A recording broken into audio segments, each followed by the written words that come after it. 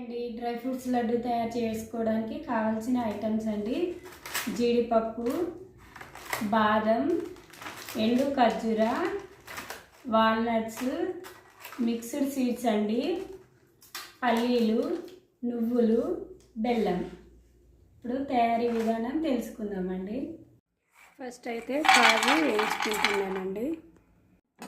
దూరగా కొంచెం light golden colour వచ్చేలాగా వేయించుకోవాలండి. గ్యాస్ మీడియం పెట్టుకొని ఇలా వేయించుకోవాలండి.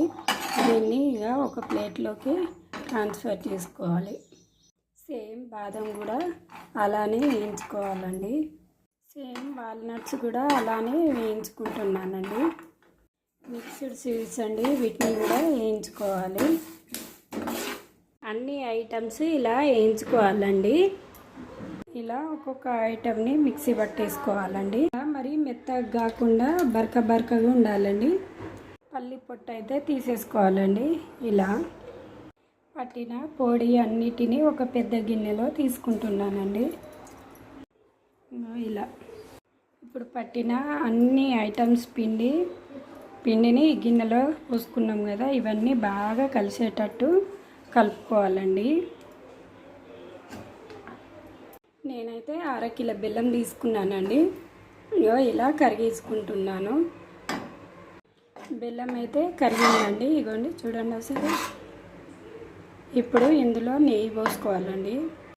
నెయ్యి వేస్తున్నానండి ఒక 2 స్పూన్. అక్కడ చూడండి ఎలా వస్తుందో, ఇలా పొంగుతూ ఉండాలన్నమాట. యాలకులు కూడా వేసుకోవాలండి టేస్ట్ కోసం. పాకం అయితే వచ్చేసిందండి. ఇప్పుడు మనం పట్టుకున్న పిండి మొత్తం ఇందులో వేసుకోవాలి. ఇలా కలుపుకోవాలి. ఇలా లడ్డు చుట్టుకోవాలండి. అన్నీ చుట్టేసుకోవాలి.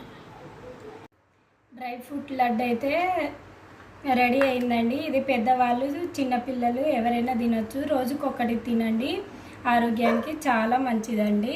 ఇగో ఫైనల్గా లడ్డు చూడండి. నచ్చితే లైక్ చేయండి, నా ఛానల్ని సబ్స్క్రైబ్ చేసుకోండి.